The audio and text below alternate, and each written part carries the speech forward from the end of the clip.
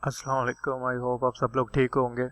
तो इस ट्यूटोरियल में हमने इनहेरिटेंस को देखना है कि इनहेरिटेंस का कॉन्सेप्ट जो है सी प्लस प्लस में ऊप में हम किस तरह यूटिलाइज करते हैं, इसको किस तरह इम्प्लीमेंट करते हैं।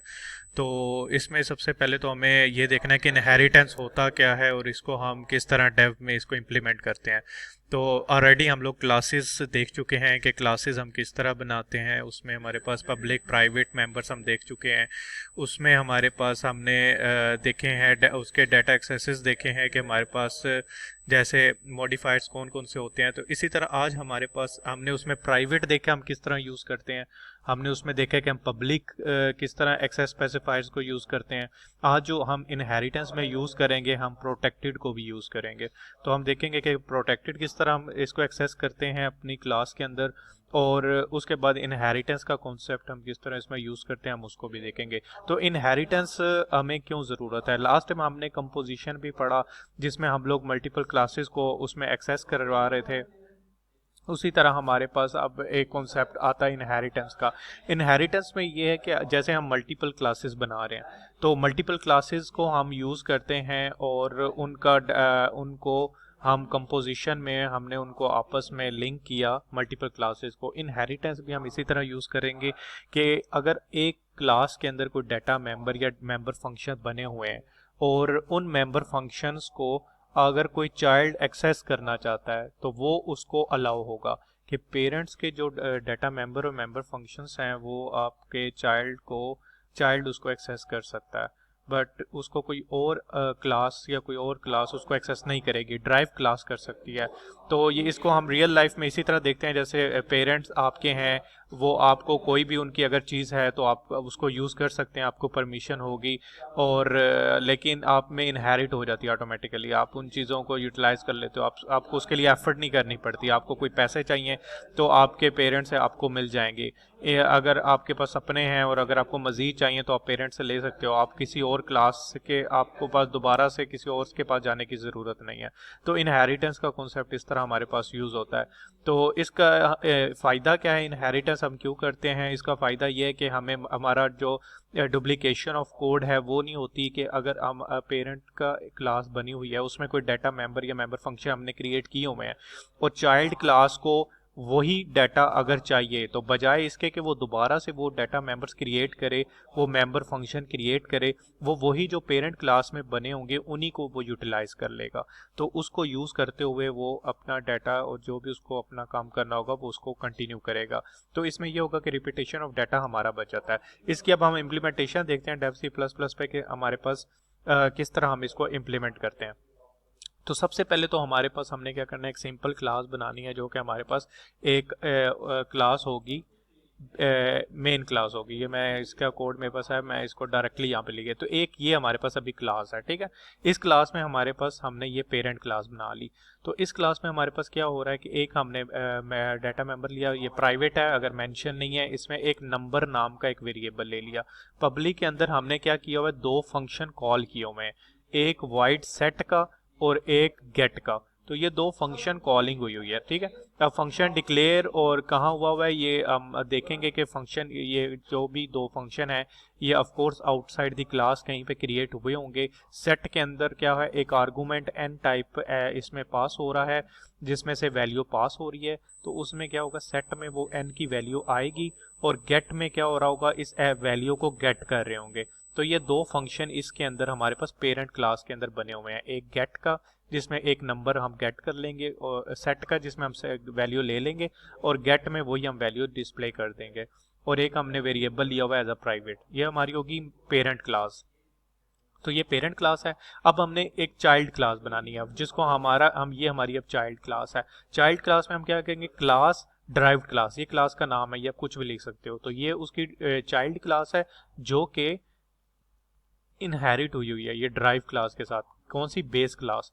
अब इसके साथ ड्राइव क्लास है ये बेस क्लास के साथ। तो ये बेस क्लास इस ड्राइव क्लास के साथ क्या हुई हुई है, इनहेरिट हुई हुई है, उसके साथ ड्राइव उसको हुई हुई है उस क्लास के साथ, ठीक है। तो इसको हम कहेंगे ये ड्राइव क्लास है। ये किसके साथ ड्राइव है, बेस क्लास के साथ। और पब्लिक बेस क्लास, इसका ये मतलब है कि बेस क्लास के जितने भी पब्लिक मेंबर्स हैं उसको ड्राइव क्लास एक्सेस कर सकती है, उसको अलाउ कर दिया हुआ है। जो इसके पास ये फंक्शंस हैं अब ये हमारी ड्राइव क्लास के पास भी आ चुके हैं, मतलब ये उसको एक्सेस कर लेगा, बजाय इसके कि इन दोनों फंक्शंस को ये अलग से अपने पास दोबारा से क्रिएट करेगा। इसके पास एक्सेस आ गया कि यही दो फंक्शन जो इधर बने पड़े हैं, कॉलिंग हो रही है, ये इसको भी ड्राइव क्लास यूज़ कर सकती है।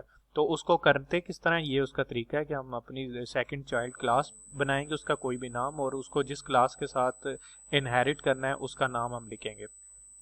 ओके इस क्लास के अपने डाटा मेंबर्स हैं, जिसमें हमने नंबर 2 एक डाटा मेंबर ले लिया है, और उसके पब्लिक के अंदर फिर दो फंक्शन हमने कॉल किए होंगे। एक फिर दोबारा सेट जे, एक और नंबर हम ले रहे हैं, ठीक है, और उसके बाद एक और मल्टीप्लिकेशन। इसमें हो क्या रहा है कि दो क्लासेस बनी हुई हैं, पहली क्लास में एक नंबर ले रहे हैं हम लोग, और दूसरी क्लास में एक नंबर ले रहे हैं, और फिर क्या करेंगे, उन दोनों नंबरों को आपस में मल्टीप्लाई करवाना है। तो जब ये नंबर हम यूज़र से एक फंक्शन के थ्रू ले रहे हैं, ठीक है, वो जो नंबर देगा हम फंक्शन में देख लेंगे कि वो इसको असाइन हो जाएगा, और यहाँ से वो शो कर देंगे। इसी तरह दूसरा नंबर यूज़र से इस फंक्शन से हम लेंगे, नंबर 2 इसको असाइन करेंगे, और इस मल्टीप्लाई के फंक्शन में क्या होगा, वो इस फंक्शन का नंबर और इस फंक्शन का नंबर, इन दोनों को मल्टीप्लाई करके हम रिजल्ट शो करवाएंगे। तो ये तो हमारे हो गए फंक्शन दोनों। हमारी ये क्लास बन गई, हमारी ये पेरेंट क्लास बन गई। पेरेंट क्लास के अंदर हमारे पास ये चाइल्ड क्लास है जो कि इनहेरिट हुई हुई है पेरेंट क्लास के साथ। तो ये तो हमारी क्लासेस बन गई। अब हम आ जाते हैं कि फंक्शंस पे, जो हमने फंक्शन बना हुआ है, ये पेरेंट क्लास का सबसे पहले फंक्शन कॉल हुआ हुआ है। अब ये कहीं पे इसकी डिक्लेयर भी करना है, सेट का फंक्शन है, तो सेट का फंक्शन यहाँ पे ये सेट का फंक्शन है। इसमें क्या हो रहा है, ये हमारा बेस क्लास के साथ फंक्शन था, हमने उस क्लास का नाम लिख दिया, स्कोप रिजोल्यूशन के साथ हमने बता दिया फंक्शन का नाम सेट इंट, और उसका यही, और इसमें हम क्या करें, num1 equals to n। num1 उसमें हमारे पास प्राइवेट मेंबर था ये वाला, तो हमने इसको असाइन कर दी। यहाँ से हमारे पास जो भी वैल्यू हम पास करेंगे मेन पार्ट से, उसको हम असाइन कर देंगे num1 को, तो ये इसको असाइन हो जाएगी। इसी तरह जो सेकंड उसमें फंक्शन गेट इन में हम सिंपली रिटर्न कर रहे हैं num1। हम सिंपली वो जो भी नंबर यहाँ पे यूजर से हम लेंगे या हम उसे पास करेंगे, उसको यहाँ पे वो num1 में स्टोर हो जाएगा, और गेट के अंदर हम उसको रिटर्न, मतलब सिंपली उस वैल्यू को हम गेट कर रहे हैं उसको डिस्प्ले करवा देंगे। इसी तरह हमारे पास सेकंड जो क्लास के फंक्शन है, जो चाइल्ड क्लास के फंक्शन है, एक सेट जे है और एक मल्टीप्लाई है। अब उनको हमने बनाना है। अब सेट जे और मल्टीप्लाई को हम देख लेते हैं कि वो किस तरह हम इसमें कर रहे हैं। अच्छा, यहाँ पे अब हमारे पास ये आ गया सेट जे का फंक्शन।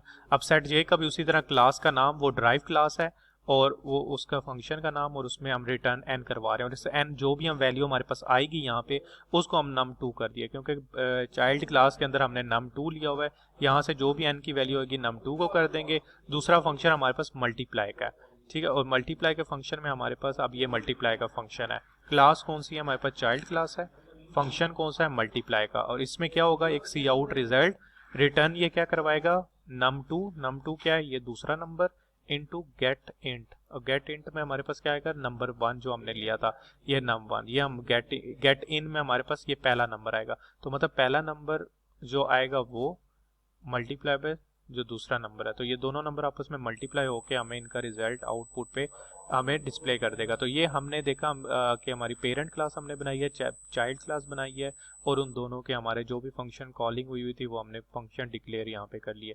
अब आ जाते हैं मेन पार्ट में, कि मेन पार्ट में ये किस तरह हम इसको डिक्लेयर करेंगे और इसके ऑब्जेक्ट्स क्रिएट करेंगे। अच्छा, ये अब हम ऑब्जेक्ट किसका क्रिएट किया, ये हमारे पास चाइल्ड क्लास है, ड्राइव्ड क्लास हमारे पास चाइल्ड क्लास है, हमने चाइल्ड क्लास का एक ऑब्जेक्ट बना लिया ओबी के नाम से।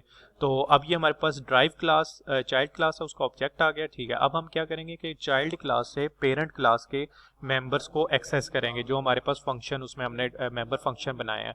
तो हमने ये देखना है कि हम चाइल्ड क्लास से किस तरह पेरेंट क्लास के मेंबर्स को एक्सेस करते हैं। तो ये हमारे पास चाइल्ड क्लास का ऑब्जेक्ट है, तो हमने ऑब्जेक्ट डॉट सेट इंट, तो ये जो सेट इंट का फंक्शन है ये हमारे पास है पेरेंट क्लास का, लेकिन हम इसको एक्सेस करवा रहे हैं चाइल्ड क्लास से, चाइल्ड क्लास के ऑब्जेक्ट से। तो ये चाइल्ड क्लास का ऑब्जेक्ट, और ये सेट इंट हमारे पास पेरेंट क्लास का फंक्शन है। ये हमारे पास पेरेंट क्लास थी, इसके अंदर हमने सेट इंट का फंक्शन बनाया हुआ था। तो हम इसको क्या कर रहे हैं, चाइल्ड ऑब्जेक्ट से हम क्या कर रहे हैं, पेरेंट क्लास के फंक्शन को यहाँ पे कॉल कर रहे हैं। इसी तरह हमने चाइल्ड क्लास के ऑब्जेक्ट से दूसरे फंक्शन को कॉल किया, और 10 इसमें क्या है, वैल्यू हमने पास कर रहे हैं। अब उसको ये वैल्यू 10 मिल जाएगी n को, ये जो फंक्शन हमने यहाँ पे बनाया ये वाला, इस n को मिल जाएगी वैल्यू 10, और ये 10 इक्वल हो जाएगा num1 के, तो num1 को वैल्यू यहाँ पे 10 मिल जाएगी। इसी तरह सेकंड, ये जो हमारे पास फंक्शन है ये हमारे पास चाइल्ड का फंक्शन है, इसको चाइल्ड के ऑब्जेक्ट से इसको वैल्यू पास कर दी 4, ये 4 जाके मिल जाएगी num2 को। ठीक है, इसके बाद हमने क्या करना था, मल्टीप्लिकेशन करनी है इन दोनों नंबरों की। अब हमारे पास दोनों नंबर आ गए हैं, अब हमने इनकी मल्टीप्लाई करना है, तो सी आउट डायरेक्ट करवा देंगे ऑब्जेक्ट डॉट मल को कॉल करके। मल्टीप्लाई के ऑब्जेक्ट में क्या हो रहा था, इन दोनों को मल्टीप्लाई करवा रहे थे, तो जब हम इसको कॉल करेंगे तो ऑटोमेटिकली इन दोनों नंबरों को ये मल्टीप्लाई करके हमें डिस्प्ले कर देगा। तो ये यहाँ तक ये पूरा कोड है। एक बार इसको हम रन करके भी देख लेते हैं। तो ये इसकी आउटपुट कर रहा है रिजल्ट इज इक्वल टू 40। तो यहाँ पे ये हमारे पास 40 ये आ गया, और रिजल्ट ऊपर हमने इसके ये मल्टीप्लाई के फंक्शन के अंदर इसको यूज़ किया हुआ है। कहाँ पे, यहाँ पे मल्टीप्लाई का फंक्शन ये है हमारे पास। तो रिजल्ट इज हमारे पास रिजल्ट, और आगे हमारे पास ये इन दोनों को जब मल्टीप्लाई होगा तो हमारे पास ये रिजल्ट आ जाएगा। तो इस तरह करके हम क्या कर रहे हैं, हमने इसको चाइल्ड क्लास बनाई है। अब हम इसमें दोबारा से इसको रिवाइज एक बार कर लेते हैं। हमने एक पेरेंट क्लास बनाई है, उसके अंदर हमारे पास डाटा मेंबर और मेंबर फंक्शन हमने डिक्लेयर कर लिए हैं। यहाँ पे फंक्शन कॉलिंग हो रही है, ये आप विद इन फंक्शन इसके अंदर भी बना सकते हो, और यहाँ पे आउटसाइड द फंक्शन डिक्लेयर हुआ हुआ है और इनसाइड द क्लास इसको कॉलिंग की हुई है। तो आप इसको ऑपोजिट भी कर सकते हो, आप विद इन द क्लास आप फंक्शन क्रिएट भी कर सकते हैं, तो वो दोनों तरह से आप कर सकते हो इसको। इसी तरह हमने चाइल्ड क्लास बनाई है, चाइल्ड क्लास को हमने पेरेंट क्लास के साथ इनहेरिट किया। इनहेरिट में हमने क्या किया हुआ, उसके पब्लिक मेंबर उसको अलाउ किए हुए हैं, तो वो क्या करेगा कि उसको एक्सेस कर सकेगा। इस कमांड की वजह से अब वो चाइल्ड जो है अपने पेरेंट क्लास के मेंबर फंक्शन और डाटा मेंबर्स को एक्सेस कर सकता है। इसी के अंदर हमने 2 और फंक्शन डिक्लेयर किए हुए हैं। उसके बाद हमने उन फंक्शंस की डिक्लेरेशन किया, यहाँ पे हमने कॉलिंग किया, अब उनको डिक्लेयर किया हुआ है आउटसाइड द क्लास। तो ये हमारे पास हमने यहाँ पे डिक्लेयर हो गया। हमारे पास मेन के अंदर हमने चाइल्ड का ऑब्जेक्ट क्रिएट कर लिया, और चाइल्ड के ऑब्जेक्ट से हम पेरेंट्स के फंक्शन को एक्सेस करवा रहे हैं, क्योंकि हमने उसको इनहेरिट कर दिया हुआ है, तो अब हम उसको एक्सेस कर सकते हैं।